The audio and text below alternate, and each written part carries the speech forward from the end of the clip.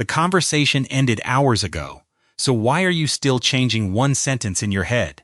Maybe nothing dramatic even happened. You said something. They answered. The conversation moved on, but later, when you are brushing your teeth, walking home, or finally lying in bed, your mind brings it back. You hear your own voice again. You change one word, then another. You remember their expression. Was that pause a little too long? Did they think you were trying too hard? Did you sound rude? Did you say too much? And suddenly, you are having a second conversation with someone who is not even there. Psychologists have a name for something close to this. Post-event processing. It describes the mental reviewing that can happen after a social situation is already over. And that distinction matters, because you are not simply remembering what happened.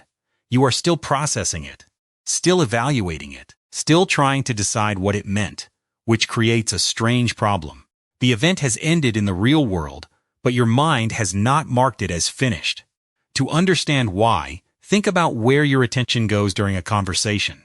Most of the time, you are partly focused on the other person. What are they saying? What do they mean? What should you say next? But when you become uncertain about how you are coming across, some of that attention can turn inward. How do I sound? What is my face doing? Was that joke stupid? Am I talking too much? Did they notice I was nervous? Now you are not only having the conversation, you are also watching yourself have it. Research on social interactions has found that this kind of negative self-focused attention can predict more post-event processing afterward. In other words, the more your attention gets pulled toward monitoring yourself during the interaction, especially in a negative way, the more material your mind may have to review later. The conversation ends. The monitoring does not necessarily end with it. And once you start reviewing yourself, something subtle happens. You are no longer working with a perfect recording of the event. You are working with memory, interpretation, and the version of yourself you believed you were presenting. That matters because the image you have of yourself during a social moment can shape what comes afterward. In experimental research, people who were encouraged to hold a more negative image of themselves during a social situation later reported more negative post-event processing. They were not simply replaying what happened. Their interpretation of what happened had already been colored by how they were seeing themselves.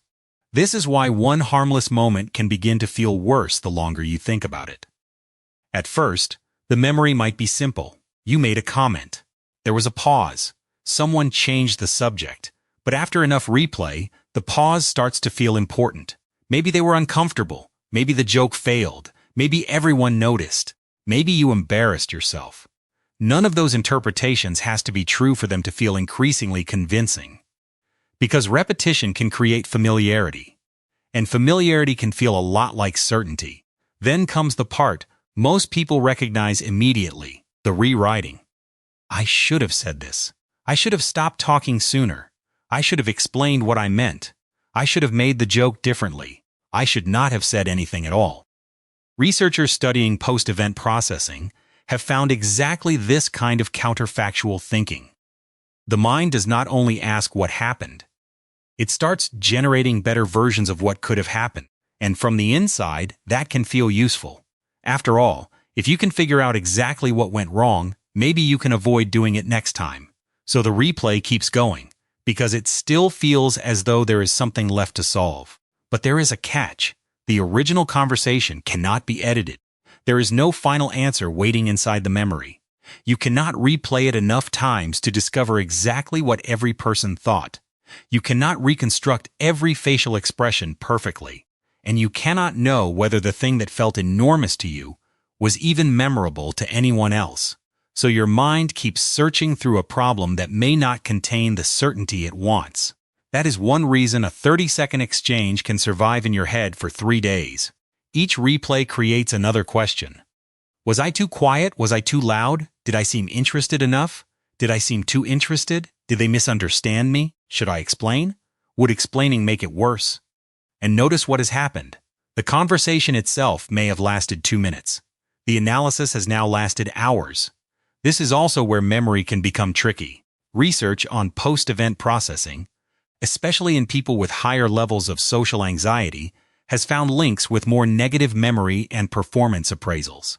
That does not mean your memory becomes completely false. It means the way you remember and judge the event can become tilted.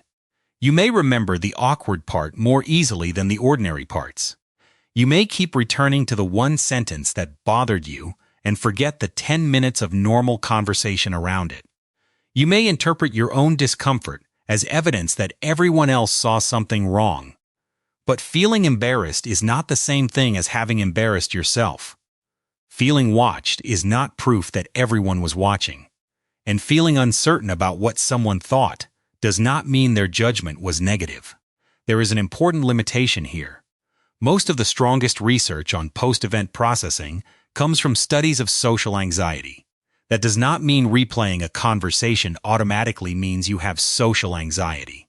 People can review awkward moments, second-guess themselves, or mentally rewrite conversations without meeting any clinical threshold. The research is useful because it gives us a window into the mechanisms: self-focused attention, negative appraisal, rumination, counterfactual thinking, memory becoming weighted toward what felt threatening or embarrassing. Those processes can help explain why a finished interaction sometimes refuses to feel finished. And perhaps the most frustrating part is that the replay often feels like problem solving. It feels responsible. If I think about this one more time, I will understand what happened. If I find the exact sentence I should have used, I can make sure this never happens again. If I predict what they thought, I can prepare myself. But there is a difference between learning from an interaction and repeatedly searching it for certainty. Learning usually produces something usable. Next time, I will slow down before answering. I interrupted them. I want to pay more attention to that. I made a mistake. I can apologize. Those thoughts can lead somewhere. Rumination often does something different. It returns to questions that cannot be fully answered. Did they secretly think I was annoying? Did everyone notice? What did that look mean? What if I ruined the whole impression? Those questions can keep running precisely because there is no clean piece of evidence that closes them. So maybe the reason your brain keeps replaying that conversation is not simply that the conversation was important. Sometimes it is because the conversation contained uncertainty, and your mind is treating uncertainty like unfinished work. One way to think about the replay is as an attempt to protect your future social self. Find the mistake, understand the reaction, build a better version, do not repeat it. That interpretation makes sense. But the strategy has a weakness. The more you inspect an uncertain memory, the more attention you give to the very details that worried you in the first place. You wanted closure. Instead, you gave the conversation another hour of life, and then another night. That does not mean every replay is pointless. Sometimes reflection tells you something real. Maybe you hurt someone. Maybe you spoke too quickly. Maybe there is something worth repairing. But when there is no new information, no action left to take, and no answer that another hour of thinking can realistically produce, the replay may no longer be solving the conversation. It may only be keeping it open. So the next time one sentence follows you home, notice the question underneath it. Are you actually learning something new? Or are you asking your memory to give you certainty it cannot provide? Because the conversation may have ended a long time ago. The only place it is still happening is in your head. What tends to stay with you longest? Something awkward you said? A message you sent?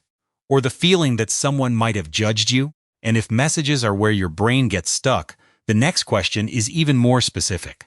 Why can a 2-line text take 10 rewrites before you finally press send?